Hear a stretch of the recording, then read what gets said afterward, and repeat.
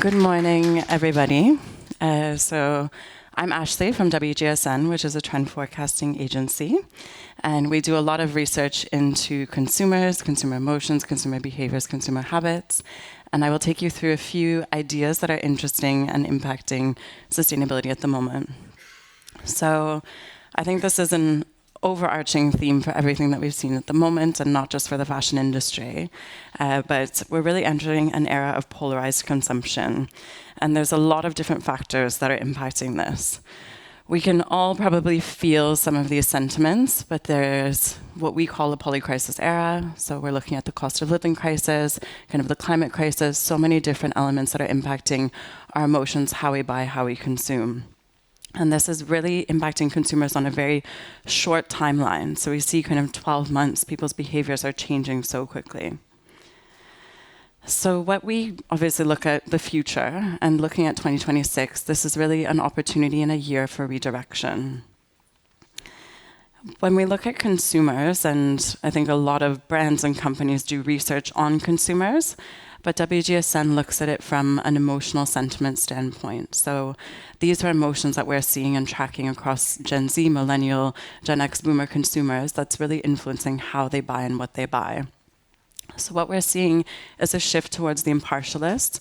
These are the consumers that are really against kind of storytelling. They really have a distrust for brands, for storytelling, for messaging.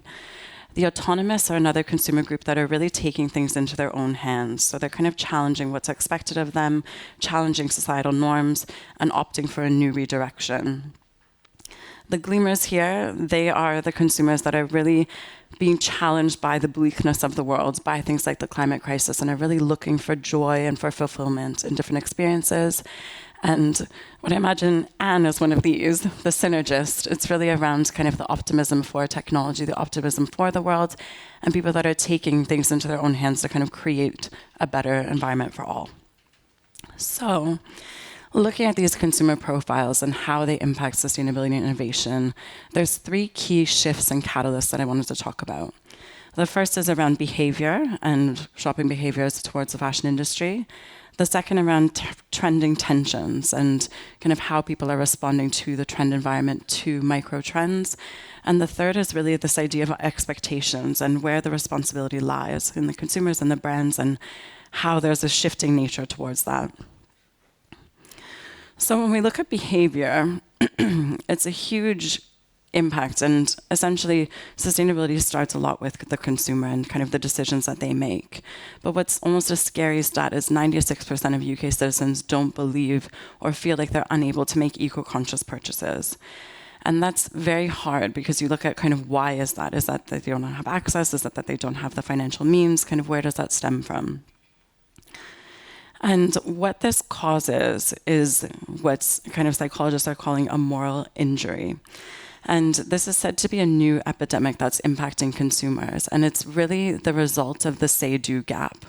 So still, if you speak to consumers and you ask kind of, are you sustainable? Do you make sustainable purchase, take care of the environment? People often feel like they do, or that they are, but then their actions do not align with these values. And this is where the concept of moral injury comes, because there's a huge sense of guilt in kind of how you believe and what you want to do, but what you actually do. And it's super interesting because it's really connected to, say, feelings of anxiety, burnout, and depression. But what's also interesting and kind of fueling this moral injury is that there's been a huge increase in global searches for things related to climate anxiety, eco-anxiety. So people really are having that as top of mind. They see the impact, but there's a huge kind of gap between the little decisions that they make every day and their overarching concerns. When we again look at kind of that idea of intentional shopping, these numbers still are quite low in my opinion, but in the US, consumers say that they're willing to pay up to 10% more for products that have a lower environmental impact. But if you contrast that to 15% more for products that have health benefits. And this is an interesting shift at the moment as well, because we've seen kind of the rise in the past years of people being very focused on sustainability. But now actually in the consumer mindset, it's almost become slightly more individualized, where people are focusing on wellness and kind of immediate impact for their own lifestyles and behaviors. So this is only a 5% difference, but you can see kind of where people's values are shifting slightly. And if we go back to kind of the idea of cost of living crisis, there really is a huge pressure for consumers, and cost is the biggest barrier to becoming sustainable.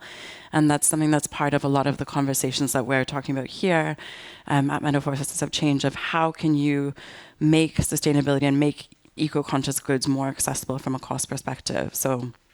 And that is said to be the biggest barrier. And in that barrier, and this is not necessarily directly related to sustainability, but it's an interesting piece that we're tracking for consumers in fashion. But 1 in 3 adults have intentionally bought a dupe of a premium luxury product. And I think that's just a huge statistic related to the impact of the cost of living crisis and how cost conscious people are. Before, people wouldn't necessarily buy into dupes, but you're really seeing the rise of dupes in terms of the styling or the artistic appeal for a lower cost. So what do we do? I don't have the entire answer, but I think there's some interesting pieces that brands and consumers are doing to nudge towards solutions. So we're looking at how certain brands are almost inciting more sustainable behaviors.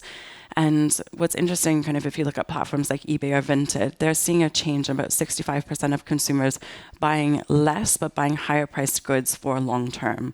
So there really is a shift in behavior related to that.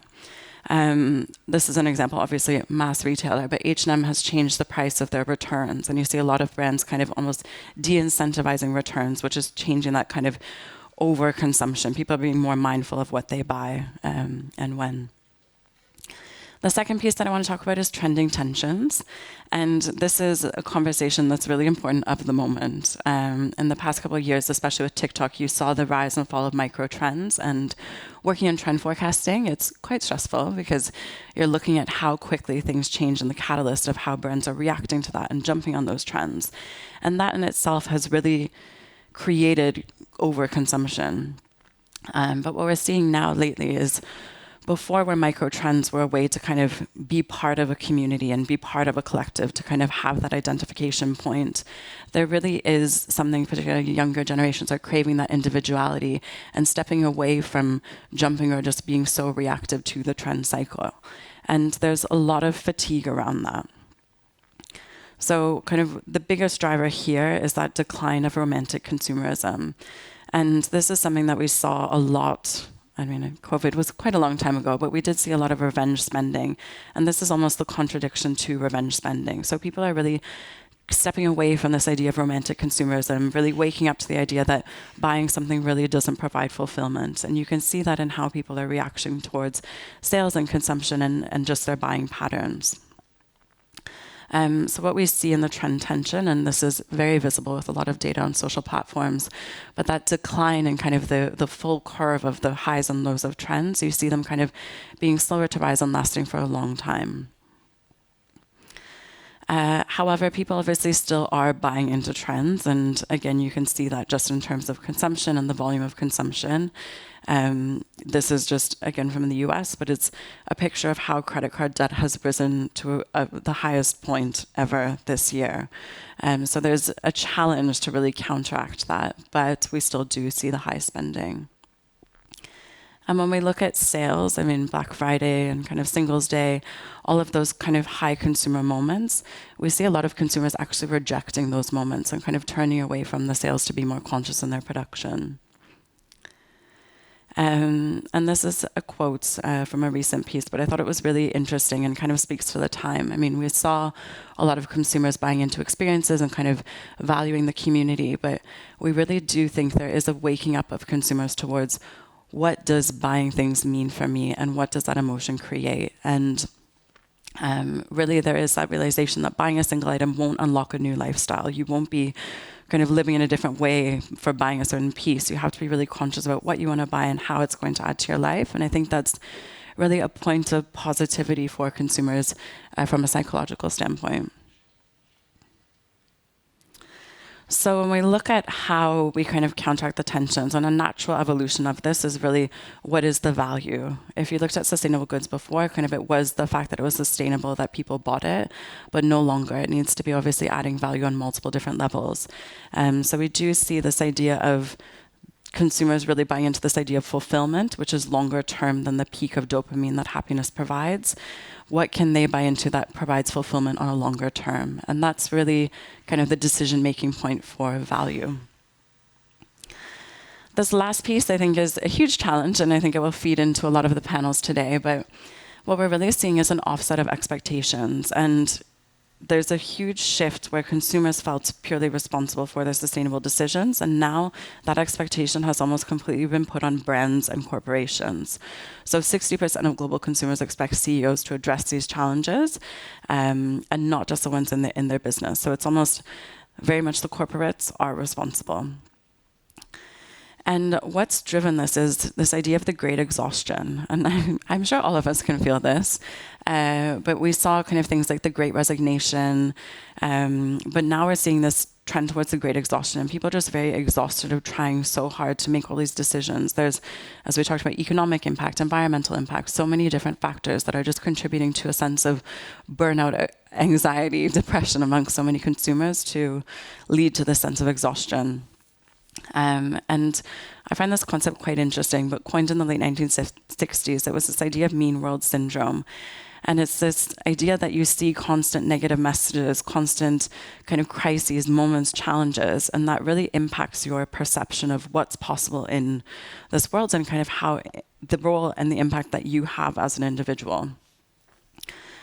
So going back to kind of Gen Z, which in kind of buying patterns, they have a huge impact on this, but 81% say companies should educate them on the impact of products. And this will be interesting around kind of communication and sustainability because there is a huge distrust and obviously greenwashing, everybody knows about that, but there still is the need and the desire to be educated and to understand more. What this also adds pressure and kind of contention is really protection against climate change is now a human right. So that also kind of fuels the sense that corporations and brands and companies are responsible because it is a right to protect consumers. So when we look here, there's a few different examples, but we see a lot of brands that are really embedding transparency in that. And I think where a positive shift is, before companies would almost go to the extreme to say this is sustainable in this way, but now we've really flipped to an education and almost a collective effort. So that's where transparency comes into, say, labeling and being transparent about kind of product development and the journey. Specifically in the luxury industry, it's quite complicated because it's meant to be inherent in products, yet 59% of consumers feel like it's not transparent enough in the luxury industry. So consumers have that desire for it. And if we look at technology and optimism, again, speaking to techno-optimism, but one thing that we see that's really interesting for consumers to counteract that mean world syndrome is the use of technology to kind of create protopias and almost show people what a positive future, what a positive vision looks like. And I think that's very interesting from a consumer, again, mindset psychology standpoint, to be able to visualize what is a positive future, what is the positive change. And so I think that's all intertwined in terms of sustainability storytelling, messaging, and transparency in this space. And with that, we'll just do a quick review, but to kind of shift behaviors, I think we really do need to nudge the small solutions. So looking at how you can make small decisions every day towards sustainability and how you can craft that architecture in retailers and in spending. In terms of trending intentions, I think it's a positive shift towards stepping out of that full kind of micro trend cycle, which is impossible to keep up with, and really shifting towards value in products. So how can you build that community? How can you drive for fulfillment in what you buy? And again, that offset of expectations is a huge challenge because consumers are really expecting brands to be the responsible ones and to take the full ownership of sustainability. But transparency is a step towards making sure that consumers are a part of that. And WGSN has our future consumer report. So this, you can obviously download the report to understand a little bit more about consumers, their role in sustainability, and just some really interesting facts that maybe you yourself will identify with. Thank you, and have a super inspiring day.